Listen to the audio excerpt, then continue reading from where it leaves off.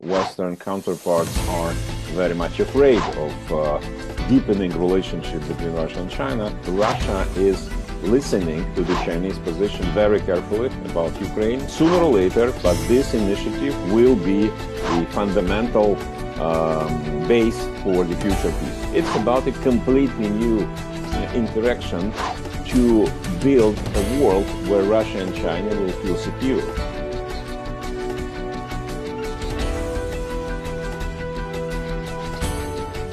As we all know, China's leader Xi Jinping arrived in Moscow on Monday for the summit with President Putin.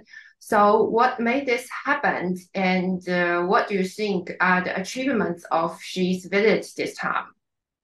This time it's very special and very exceptional because of international environment, which is extremely turbulent. And we did hear a lot of speculations in the previous period about, primarily in the West, of course, about the essence of relationship between Russia and China.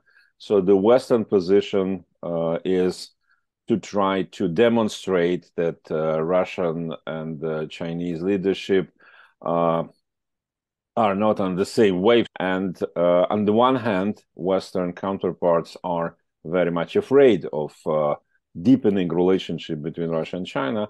On the other hand, they do everything to undermine it. And I think that this visit has demonstrated absolutely clearly a couple of things.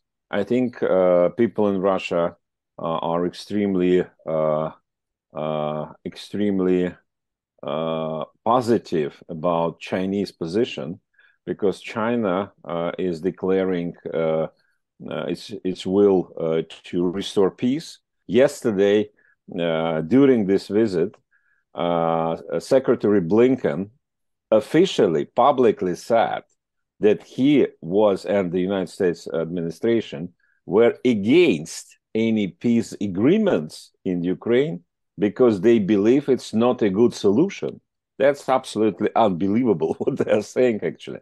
And so the negotiations between President Putin and Chairman Xi demonstrated, first of all, that Russia is listening to the Chinese position very carefully about Ukraine, about this conflict. Secondly, Russia and China are close to the relationship, which is not an alliance, of course, but something very, very close to alliance. And the leaders and the nations understand each other very well. And I think that what President Xi said to President Putin when he left Kremlin, that we live in times when everything is changing as 100 years ago. And then he added that Russia and China will work together in this situation. That's absolutely a new quality of our relationship, and it's highly appreciated in Moscow. So you just mentioned about the Russian-Ukraine conflicts, and I think the two leaders has talked about this, and they have a joint statement last night. So how do you think of this joint statement? And as we all know, last month, China issued a broad 12-point framework, which is part of a global security initiative. So how do you think the link between the joint statement yesterday and the Chinese positions paper? Russia certainly supports the position paper issued by Chinese leadership a couple of weeks ago. This is a setup of principles which are absolutely indispensable to achieve peace in Ukraine, and not only in Ukraine. That's just universal framework for any peace settlement of any conflict.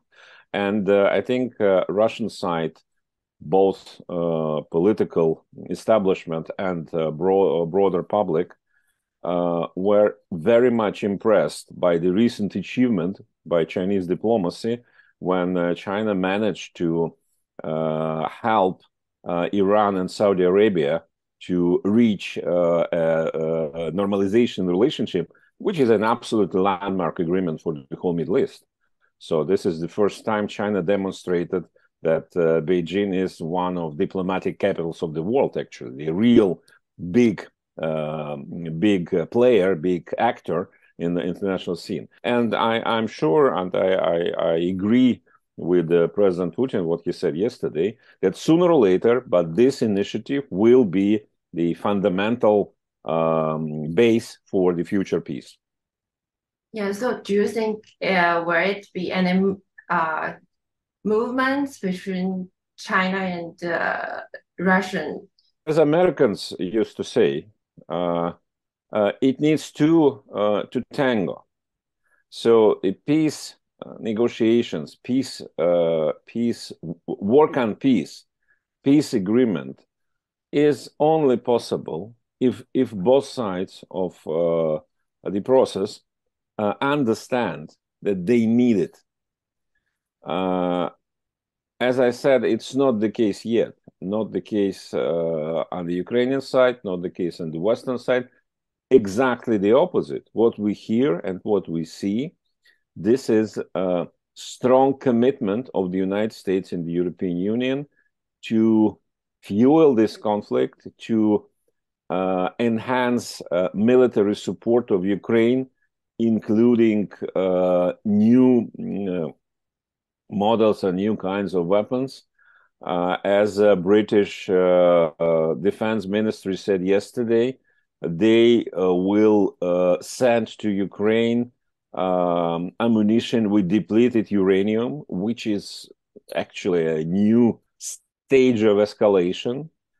And unfortunately, Russia, which demonstrated several times its will to launch a peace process, starting from a year ago, actually, when this process, the negotiating process started, and Ukraine at that point was a bit more eager to have this talks, but it was basically prohibited by Americans and British. And in this situation, again, I'm absolutely sure that after a while, when Ukrainians and the West will understand that they have no chance to win, I mean militarily win in this war, they will be back to the negotiating table, and on this table we will see the Chinese proposal. China and the Russian have very good cooperations in the fields such as economy, trade, and political and cultural exchange. And plus, China and Russia have upgraded relations for the new era. So what are your expectations for the future of China and the Russian relations? The world will face enormous turbulence, and this turbulence will be based on an attempt by the United States to keep hegemony in the international affairs. And Americans, as we know, they will do basically everything to destroy all who challenge their primacy, to challenge their hegemonic status. Which means that for Russia and China, it's not just a cooperation for development, for mutual benefit, and so on. This is cooperation for survival in this new world. And this is a cooperation for to build a new international system, basically.